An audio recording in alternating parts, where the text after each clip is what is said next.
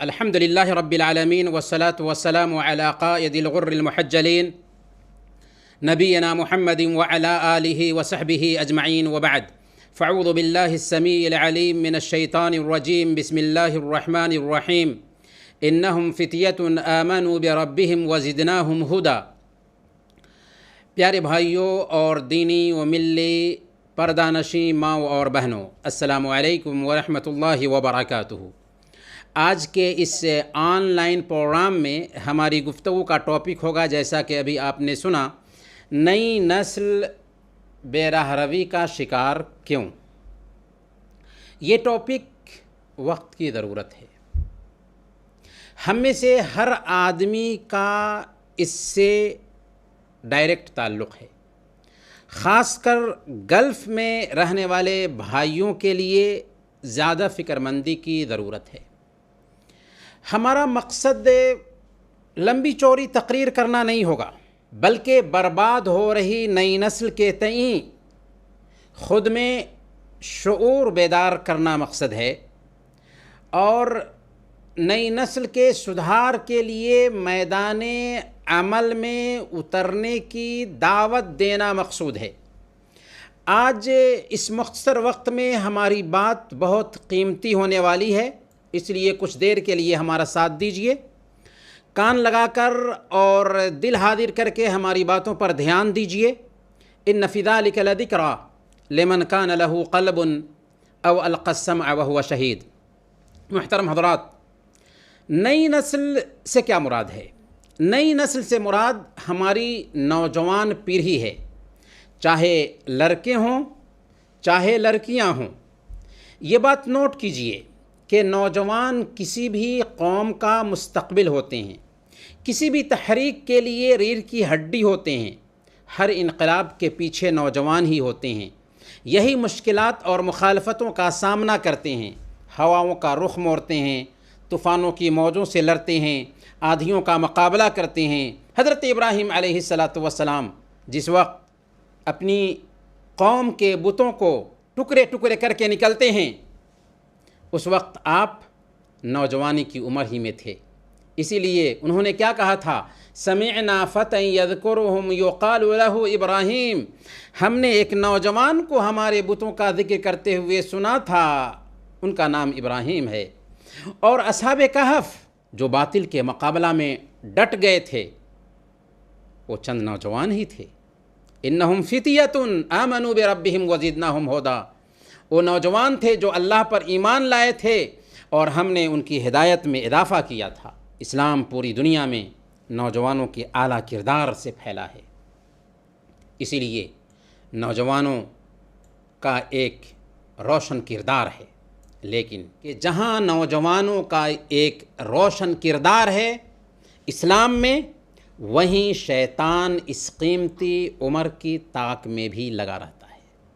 اسلام دشمن عناصر نوجوانوں کو اپنا ٹارگیٹ بناتے ہیں. اسی لیے اس عمر میں نئی نسل میں بگاڑ زیادہ پیدا ہوتا ہے، بے راہ روی زیادہ آتی ہے.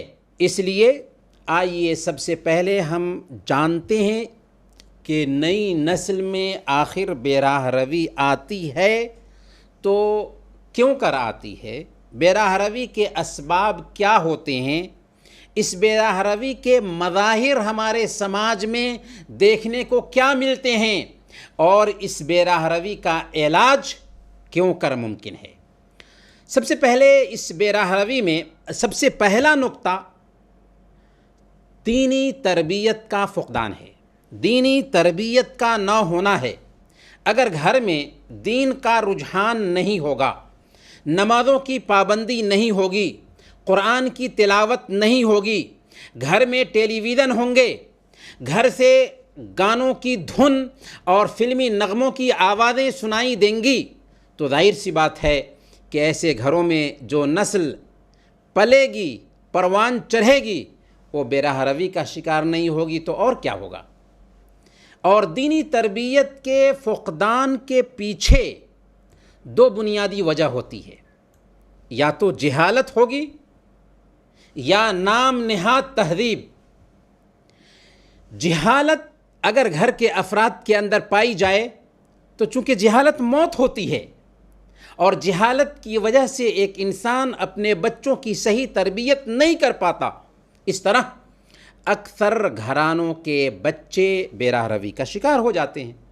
دوسری بنیادی وجہ بے راہ روی کی دینی تعلیم سے کنارہ کش ہو کر، دینی تعلیم سے منہ موڑ کر عصری تعلیم کے انہماک میں مشغول ہونا ہے۔ ایسے گھرانے کے جو بچے ہیں پڑھے لکھے سمجھے جاتے ہیں، مہذب کہلاتے ہیں، اور خود کو ماڈرن کہلانے کے شوق میں دین سے خود کو دور رکھتے ہیں۔ اور پھر آج کا جو یہ ماڈرن تعلیم دینے کے لیے، ہم اس کو ماڈرن تعلیم بھی نہیں کہہ سکتے بلکہ کائناتی تعلیم کہہ سکتے ہیں، کائناتی تعلیم دینے کے لیے جو سلیبس تیار کیا گیا ہے، یہ سلیبس خود ایک انسان کو مادہ پرست بناتا ہے اور اخلاقی روایات سے محروم کرتا ہے، نتیجہ بے راہ روی کی شکل میں ظاہر ہوتا ہے۔ اگر بچوں کو بچپن میں صحیح عقیدہ نہیں سکھایا جائے گا، اسلام کی خوبیاں ان کے ذہن میں نہیں بیٹھائی جائیں گی، عبادات پر ان کی تربیت نہیں ہوگی، اچھے اخلاق کی ٹریننگ نہیں دی جائے گی، تو ظاہر سی بات ہے کہ ان کے اندر بے راہ روی تو پیدا ہوگی ہی۔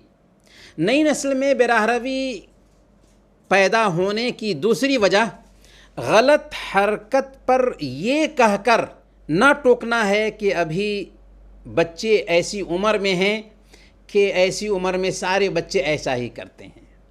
اگر ہمارے بچے یا ہماری بچیاں غلط حرکت کریں اور بحیثیت گارجین ہماری ذمہ داری بن جاتی تھی کہ ان کو ٹوکیں، نوٹس لیں، ان کی نگرانی کریں تاکہ آئندہ ایسی حرکت نہ کریں اور ان کے اندر اخلاقی اقدار پیدا ہوں، لیکن جب پہلی فرصت ہی میں ان کو تنبیہ نہیں کی جائے گی تو کیا ہوگا؟ ان کے اندر ڈھٹائی پیدا ہوگی، اور یہیں سے نئی نسل میں بے راہ روی پیدا ہوتی ہے۔ ایک تیسری وجہ تعلیم کے بہانے شادی میں تاخیر کرنا بھی ہے، اور چوتھی وجہ بری صحبت ہے۔ صحبت کا بہت گہرا اثر پڑتا ہے، بے راہ روی میں برا کردار بہت ہی نمایاں اثر ڈالتا ہے، کیونکہ ایک آدمی کردار کو بہت جلد کیچ کرتا ہے، اور خاص طور پر آج یہ جو سوشل میڈیا ہے، سوشل میڈیا نے ایسی فحاشی پھیلائی ہے کہ ہماری نئی نسل بے حیائی کی دلدادہ ہوتی جا رہی ہے۔ لڑکے اور لڑکیوں کا آپس میں باتیں کرنا، ہنسی مذاق کرنا، دل لگی کرنا، یہ سب نارمل ہو چکا ہے۔ بے راہ روی کے قصوروار یہ ویسٹرن کلچر بھی ہے۔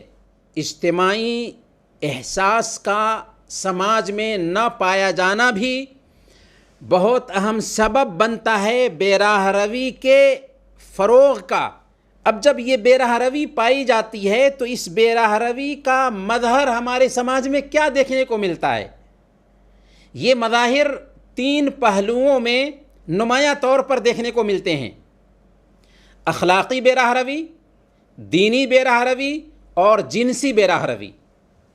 اخلاقی بے راہ روی اگر دیکھنا ہو تو مغربی طرز تعلیم کی وجہ سے آج ہم اپنے بچوں کو دیکھ سکتے ہیں کہ ان کے کھانے پینے، پہننے اوڑھنے، اٹھنے بیٹھنے اور سونے جاگنے کا سارا انداز بدل چکا ہے۔ ہاتھ میں بالا، گلے میں چین، گھٹنے کا پینٹ پھٹا ہوا، عجیب عجیب قسم کا ہیئر اسٹائل۔ آج لڑکے اور لڑکیوں کا ڈانس نارمل سمجھا جاتا ہے۔ ناچنا اور گانا ماڈرنٹی کی پہچان ہے، میوزک فیشن ہے، ڈرنکنگ ترقی کی علامت ہے۔ کتنے مسلم بچے سوشل میڈیا پر اسلام کے تعلق سے اعتراضات کر رہے ہیں۔ بے راہ روی کا ایک خطرناک مظہر جو آج مسلم سماج میں پایا جاتا ہے اور جس سے سر شرم سے جھک جاتا ہے، وہ ہے مسلم لڑکیوں کا غیر مسلم لڑکوں سے شادی رچانا۔ ایک بڑے اخبار کی رپورٹ یہ کہتی ہے کہ پچھلے 3 سال کے اندر 40,000 سے زیادہ مسلم لڑکیوں نے غیر مسلم سے شادی کی ہے۔ اس کے پیچھے اگر ہم دیکھیں تو بہت بڑی سوچی سمجھی پلاننگ کام کر رہی ہے۔ اس کے لیے انہوں نے ایک مہم چلائی کہ بہو لاؤ بیٹی بچاؤ، اور لا آف جہاد کی خود ساختہ ایک مہم بھی چھیڑی گئی تاکہ اس کے پس پردہ وہ ہماری بیٹیوں کو مرتد کر سکیں۔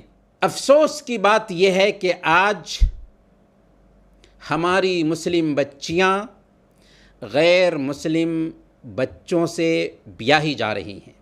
ظاہر سی بات ہے کہ والدین اگر تربیت پر دھیان نہیں دیں گے، اسمارٹ فون ان کے ہاتھ میں دیں گے، سوشل میڈیا کا وہ آزادانہ استعمال کریں گی، کو ایجوکیشن کا یہ فیشن رہے گا، شادیوں میں تاخیر ہوگی، اور ہماری افسوس کی بات یہ ہے کہ ملی تنظیمیں بھی خاموش رہیں گی، تو اس کا نتیجہ وہی ہوگا جو آج ہم اپنے سماج میں، اپنے معاشرے میں دیکھ رہے ہیں۔ اس ارتداد کے لیے ٹرینڈ ٹیم باضابطہ کام کر رہی ہے۔ وہ خود کو مسلم ظاہر کرتے ہیں، اسلامی آداب کے کچھ کلمات سیکھے ہوتے ہیں تاکہ ہماری بچیوں کو اطمینان دلا سکیں کہ وہ اصل میں مسلمان ہیں، اور کچھ غیر مسلم لڑکیاں بھی اس فیلڈ میں کام کر رہی ہیں جو مسلم لڑکیوں کو لبھانے اور پھنسانے کا کام کرتی ہیں۔ محترم بھائیوں اور دینی بہنوں، اگر اللہ کا ڈر دل میں نہ ہو، آخرت کے حساب اور کتاب کا تصور ذہن میں نہ رہے، قبر کے سوال کا احساس ذہن سے نکل جائے، تو یاد رکھیں ہمارے گھروں میں انسان نما شیطان پیدا ہوتے ہیں۔ اب ہمیں یہ بات دھیان میں رکھنی ہوگی کہ ہم مسلمان ہیں، ہمارا مذہب اسلام ہے جو ماڈرن ہے اور اپ ٹو ڈیٹ ہے۔ ماڈرن اتنا کہ دنیا کی ساری ماڈرنٹی اسلام کی ماڈرنٹی کے سامنے میں فیل ہے، اور اپ ٹو ڈیٹ اتنا کہ اس کے کسی بھی قانون میں ایکسپائری ڈیٹ نہیں۔ یہ ساری انسانیت کے لیے آیا ہے، تمام سعادتوں کا جامع ہے۔ اس امت کی ذمہ داری تو یہ تھی کہ یہ امت اس دین کے مطابق زندگی گزارتی، اس دین کے مطابق اپنے بچوں کی تربیت کرتی، اور اس دین کو انسانیت کے سامنے عام کرتی کہ ہم اس ابدی پیغام کے داعی اور منادی تھے۔ لیکن افسوس کہ ہم نے ایسا نہیں کیا، جس کی وجہ سے ہم مدعو بن گئے۔ محترم بھائیوں اور دینی بہنوں، اب سوال یہ ہے کہ اس بے راہ روی کا علاج کریں تو کیسے کریں؟ تو اسلام ایک مکمل نظام حیات ہے جس نے ہمیں بے راہ روی کا علاج بھی صحیح طریقے سے بتا دیا ہے۔ چنانچہ اس بے راہ روی کا علاج سب سے پہلے نمبر پر اگر ہو سکتا ہے تو وہ تربیت کے ذریعہ ہو سکتا ہے، دینی تربیت کے ذریعہ ہو سکتا ہے۔ اسلام ہمارے لیے یہ تجویز پیش کرتا ہے کہ افراد کو دینی تعلیم سے آراستہ کیا جائے۔ علم دین بندوں کو اللہ سے قریب کرتا ہے، اچھے اخلاق پر ابھارتا اور برے اخلاق سے روکتا ہے، اور اس حد تک تو دین سیکھنا ہر مسلمان کے لیے ضروری ہی ہے جس کے ذریعہ وہ اسلام پر عمل کر سکے۔ اسلام اس بات کی تاکید کرتا ہے کہ ہمارے اندر اجتماعی خیر خواہی کا احساس ہونا چاہیے۔ چنانچہ مسجد میں باجماعت نمازوں کی ادائیگی کا حکم دیا گیا ہے، ہفتے میں جمعہ کا خطبہ رکھا گیا ہے۔ امام کو چاہیے کہ اس خطبے کے ذریعہ سماج میں پھیلی ہوئی بے راہ روی پر نکیر کرے، علمی دروس کا اہتمام کیا جائے، تذکیر کا اہتمام کیا جائے، قرآن کے حلقات شروع کیے جائیں، اسلامی کتابوں پر مشتمل لائبریریاں بنائی جائیں، اور پھر صحبت کا بھی بہت گہرا اثر ہوتا ہے، اس لیے صحبت پر لگام لگایا جائے۔ الرجل علی دین خلیلہ فلینظر احدکم من یخالل، ایک آدمی اپنے دوست کے طریقے پر ہوتا ہے، اس لیے اسے غور کر کے دیکھنا چاہیے کہ کس سے وہ دوستی کر رہا ہے۔ اس لیے دوست ایسا ہو جس کی دوستی کا مثبت اثر ہو سکے، منفی اثر نہ ہو۔ گویا کہ دوست ہو تو نیک دوست ہو۔